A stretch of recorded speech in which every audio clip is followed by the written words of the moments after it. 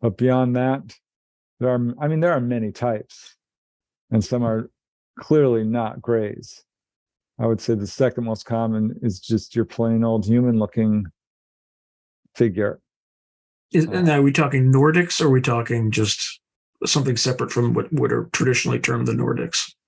They're termed Nordics. I don't like the term because it's not accurate. And people say, well, Pleiadian. And I'm like, well, I'm not sure that's really accurate either.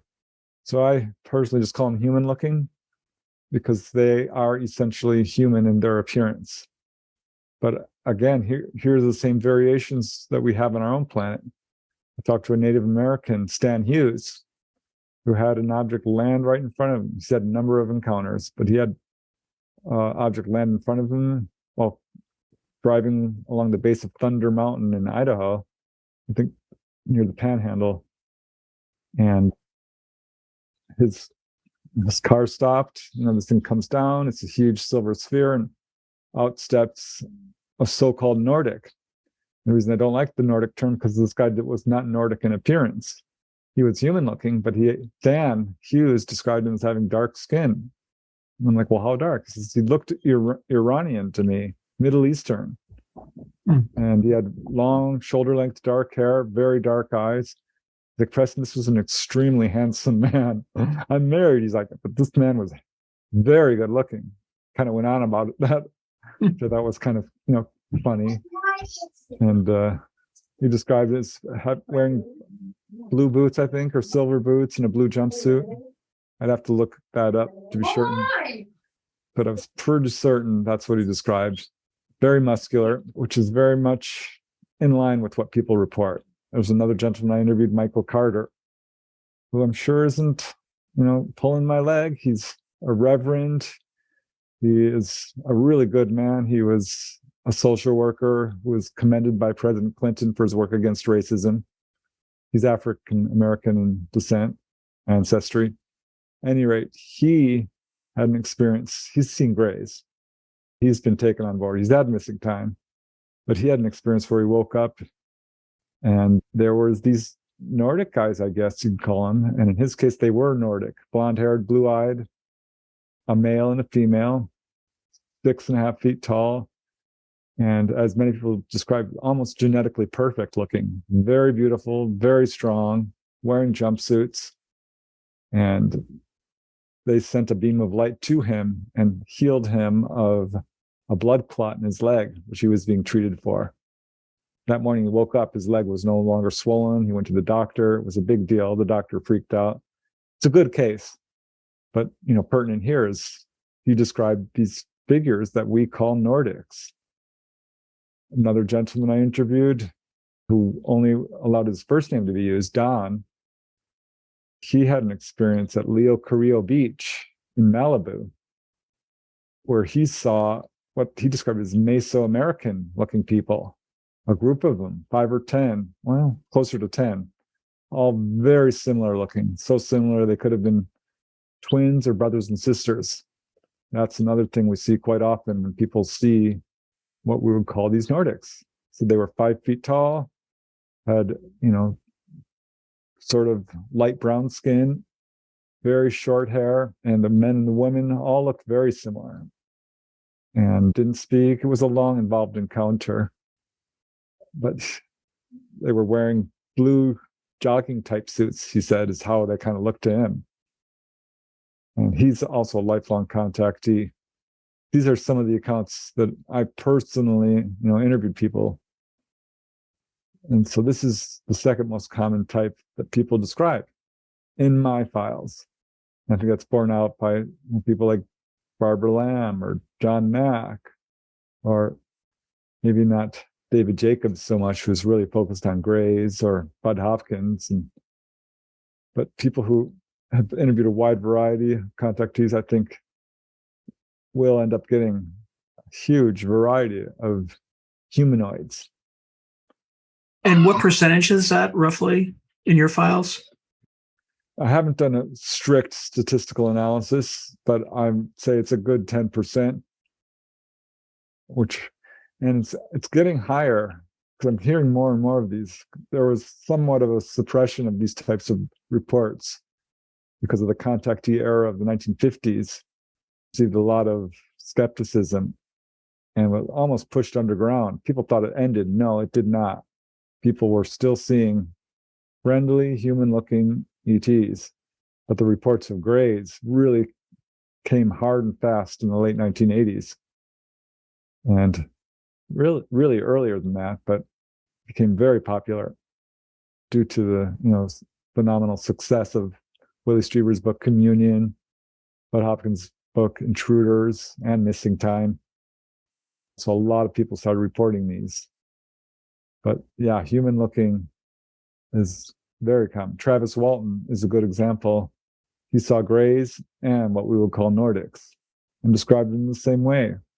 Very tall, very genetically perfect, in terms of being beautiful and strong, and very similar, almost twins. So that's the sort of details we get from those. But in your files, do people ever provide any detail on where these two groups might be from? To some extent.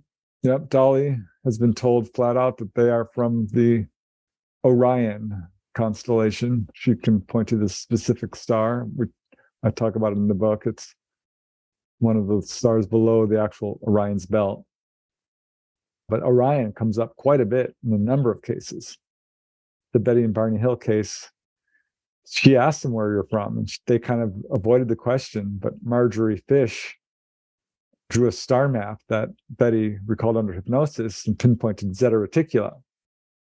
And that has come up in a number of cases as well. So that's certainly a possibility. I've had a number of contactees ask, they say that they've asked this question. And one lady was told, well, you wouldn't understand. And another was told, it's not important. And another was told, we come from a place you don't know about yet. So they can be somewhat coy in their answers.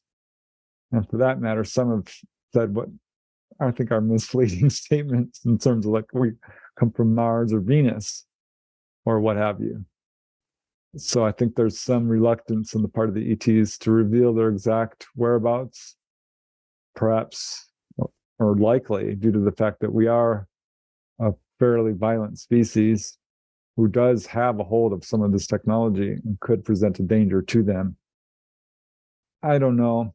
I don't want to speculate too far down that avenue, because honestly, that's still an open question as to where these guys come from. But yeah, Orion, I would say, comes up most. There's a few, like Andromeda. I'm like, well, that's a galaxy. Can you narrow it down a bit?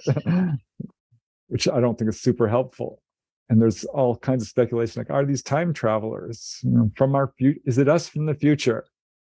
And I ended up scouring the literature to sort of back that theory up. And I just could not find any even anecdotal evidence, as I would call it, or eyewitness reports, observational evidence to support that, or interdimensional beings, or beings that are masquerading as ETs and putting on different appearances and pretending. And that's the Jacques Vallée thesis, basically, right? Right, which I don't subscribe to. I think that's just, I don't know exactly what he's putting forth that theory for. I think he's trying to explain some of the bizarre elements and some of the symbolic elements in UFO reports, which is all well and good, but his theory is very anthropocentric. It's very vague. There's no mechanism behind it to describe where these things come from or how they do this. And interdimensional, what does that even mean? We're all interdimensional. I mean, there are other dimensions, and we as human beings reportedly do have a dream body, a soul. There's all the near-death experience reports, ghost reports about out-of-body experiences, which we've done shows on. So there's an interdimensional aspect to, I think, all entities and all beings and all life. I don't think it's helpful to call these guys interdimensional beings, because we all are interdimensional, and it doesn't preclude them from being extraterrestrial. And the fact is, if you look at the totality of evidence of this phenomena, in terms of not just sightings and reports of entities, but landing trace cases, where the ground is actually burned or has radiation readings, or where these things are photographed or appear on radar, or people have medical evidence, honest to God radiation burns that cannot be explained as exposure to anything else but as heavy duty source of energy. And for that matter, the crash retrieval reports or the implant removal cases, and there are a lot of them. This is good evidence that we're dealing with extraterrestrials in the classic sense.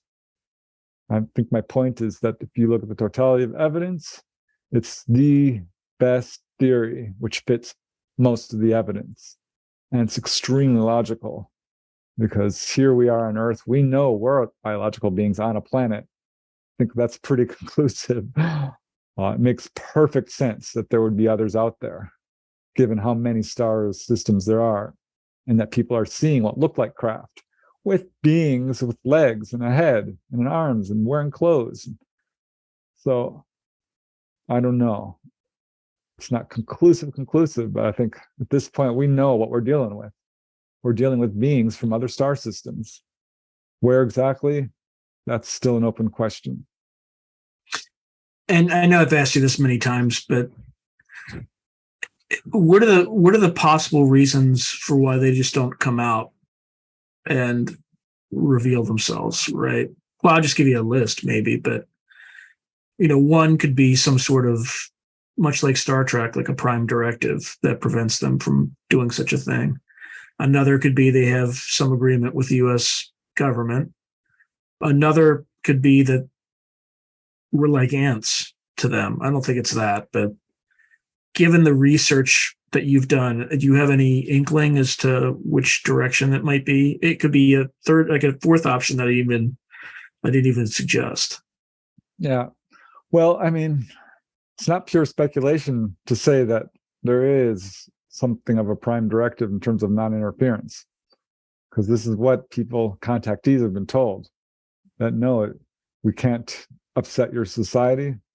It's up to you to evolve to the point where you're accepting of our presence without attacking us. I think it's one of the main reasons is us, our own violent tendencies to destroy or fear anything that is different. So we're quite prejudicial in terms of just someone's appearance. And I think that is probably the main driving force behind why we haven't been, quote, welcomed into the galactic community, so to speak.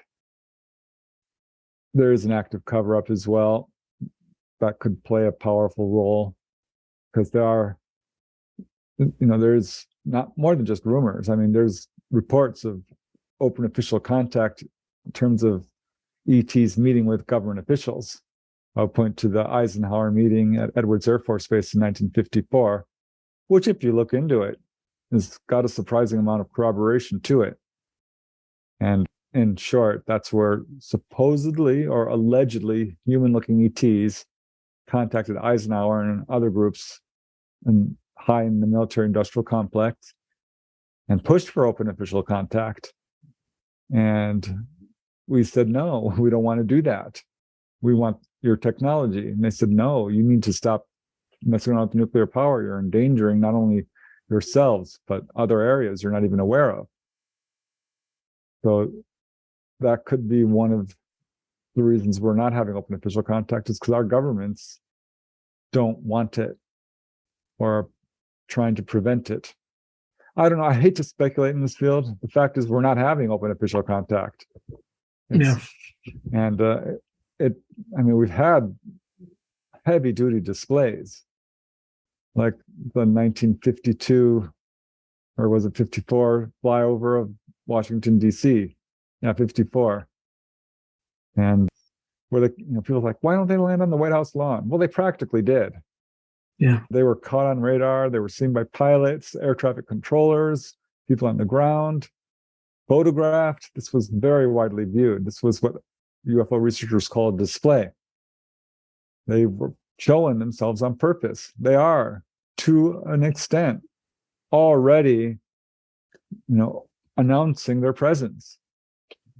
But yeah, I think there are several driving forces behind why they're not just landing. But again, that's to an extent speculation. I can't tell you contactees have been told, no, we're not doing this. You guys need to grow up. You need to stop polluting. You need to stop killing each other. You need to start hiring people within government who are truthful and transparent. And it seems to me it's just getting worse in government. I mean, like, it's, and to some extent, it also seems that even the government, particularly elected politicians, have no idea. Like, they're just being lied to. Yeah, I'm sure there are people within government who are perfectly aware, and people who are in the loop too. Well, yeah, people in special access programs, right? I'm sure like that's where a lot of the knowledge resides. But the vast majority, no. It's changing. I mean, we did have those congressional hearings, and there are people talking. They're aware of the subject now, and anyone, watching that congressional hearing was very disappointing. I mean, I could go on and on about that. But the thing is, though, like none of the people in Congress are really, like, you have to be dogged, and you kind of have to know how some of these programs work, right? Yeah, but you could pick up just about any UFO book and know that there's something to this phenomenon. Yeah. I mean, it's not hard to research this. There's a million people out there who've seen these things, literally. So, okay, the evidence is there. So, going back to the original premise of the episode, because you and I could go on and on about speculation about what's really going on. If you enjoyed this video, please hit the like, subscribe, and notification buttons. Additionally, if you have any feedback, please put something in the comments below. And lastly, if you want to watch the full episode of this clip, you can find it above. Thanks again for watching.